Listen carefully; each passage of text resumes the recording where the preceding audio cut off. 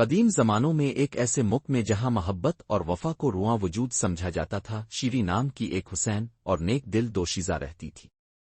شیری نہ صرف اپنی خوبصورتی کی وجہ سے مشہور تھی بلکہ اس کی ذہانت اور حساسیت نے اسے ملک کی ہر گلی و محلے میں محبوب بنا دیا تھا۔ دوسری طرف فرحاد ایک غریب مگر دلیر کاریگر تھا جو پہاڑوں کی سختی میں بھی امید کی کرن دیکھ لیتا تھا۔ اس کی ہمت اور محنت کی کہانیاں دور دور تک پھیلی ہوئی تھیں۔ نولائن ایک دن تقدیر نے ان دونوں کی راہیں ایک دوسرے سے ملا دیں۔ ایک شاندار بہاری صبح جب پھولوں کی مہک سے فضا معطر تھی اور پرندوں کی چہچہاہٹ ہر طرف گونج رہی تھی، شیری اپنے والدین کے باغ میں پھولوں کی دیکھ بھال کر رہی تھی۔ اچانک اس کی نظر فرحاد پر پڑی جو قریب ہی ایک پہاڑ کی کھدائی میں مصروف تھا۔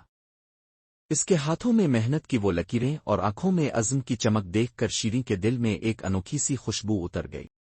فرحاد نے بھی جب شیری کو پہلی بار دیکھا تو اسے معلوم ہو گیا کہ یہ کوئی عام لڑکی نہیں بلکہ دلوں کی دنیا کی مالکہ ہے۔ دونوں کی نظریں ملیں اور ایک لمحے کے لیے وقت تھم سا گیا۔ لیکن قسمت کی یہ پہلی ملاقات ایک نئی داستان کا آغاز تھی۔ جیسے ہی دن ڈھلنے لگا، شیری اور فرحاد کے دلوں میں بے قراری نے جنم لیا۔ ان دونوں کے بیچ خاموش گفتگو اور غیر زبانی وعدے شروع ہو گئے تھے جنہیں الفاظ میں بیان کرنا مشکل تھا۔ نولائن جلد ہی دونوں کے درمیان محبت کے بیج بوئے گئے۔ فرحاد روزانہ شیری کے باغ کے پاس سے گزرتا اور اس کے لمس کو محسوس کرتا، جبکہ شیری بھی دل کی گہرائیوں سے فرحاد کے نام کا نغمہ گانے لگتی۔ مگر خوشیوں کی دنیا میں ہنسی خوشی کے پل صرف مختصر ہوتے ہیں۔ ملک کے بادشاہ اور اشراف نے اس بے مثل محبت کو قبول نہیں کیا۔ بادشاہ جو اپنی طاقت اور شان کا شاہانہ مظاہرہ چاہتا تھا، نے سوچا کہ ایک رئیس خاندان کی لڑکی کا ایک غریب کاریگر سے عشق قبول نہیں کیا جا سکتا۔ نولائن ایک دن جب بادشاہ کی نظر شیری اور فرحاد کے چہرے پر محبت کے عکس دیکھنے پہنچی، اس نے حکم صادر کیا کہ شیری کی شادی ایک ایسے شخص سے کی جائے گا جو ملک کی شان و شوکت کا مظہر ہو۔ اس حکم سے شیری کے والدین بھی مجبور ہو گئے اور وہ شیری کو ایک بڑی گھرانے کے نواب کے سپرد کرنے لگے۔ فرحاد کو جب اس تکلیف دہ خبر ملی تو اس کے دل پر ایسی دیچک پڑی کہ ایسا لگا جیسے پوری دنیا اس کے خلاف ہو گئی ہو۔ مگر اس کے دل میں شیری کے لیے محبت اتنی پرعزم تھی کہ اس نے ہمت نہ ہاری۔ بادشاہ نے فرحاد کے لیے ایک ناممکن امتحان بھی مقرر کر دیا۔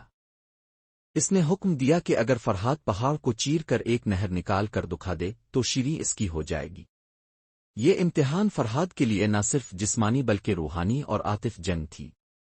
فرحاد نے پہاڑ کی جانب قدم بڑھایا۔ اس نے دن رات ایک کر دیا، اپنے ہاتھوں کی محنت سے پتھروں کو تراشتا رہا اور ہر ٹکڑے میں شیری کا چہرہ دیکھتا رہا۔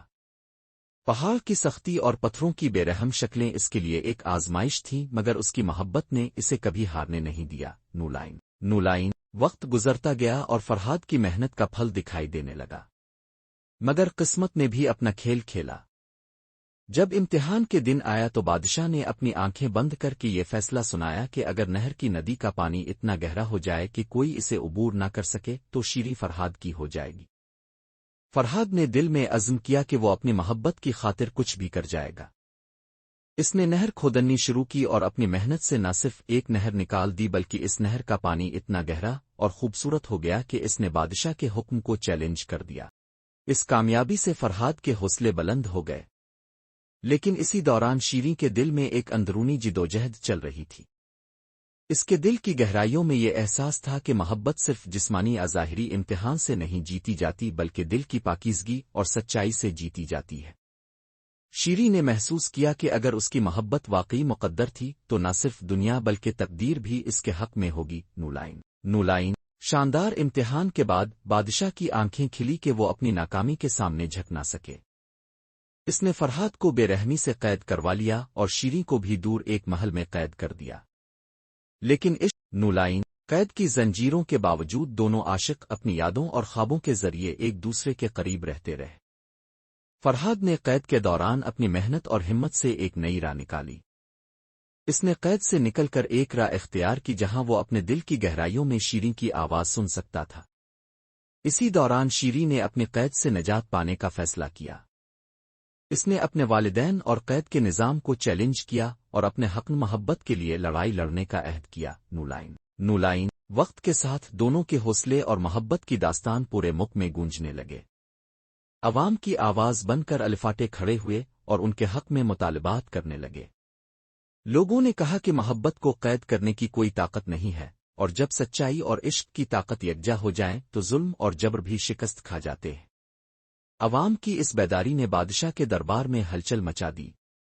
بادشاہ نے آخرکار احساس کیا کہ اگر اس نے اس سچی محبت کو روکنے کی کوشش کی تو وہ خود بھی اس ظلم میں مبتلا ہو جائے گا۔ نولائن ایک دن جب چاندنی رات کے سناٹے میں شیریں کے دل کی پکار پورے محل میں گونجی تو ایک درویش نے اس کی مدد کرنے کا وعدہ کیا۔ درویش نے عوام کے سامنے آ کر محبت کی سچائی کا پیغام دیا اور بادشاہ کے سامنے شیریں اور فرحاد کی داستان کو بیان کیا۔ اس کی باتیں اتنی پرسر تھیں کہ بادشاہ کے دل میں ہلچل مچ گئی اور اس نے فرحاد اور شیریں کو آزاد کر دینے کا فیصلہ کر لیا۔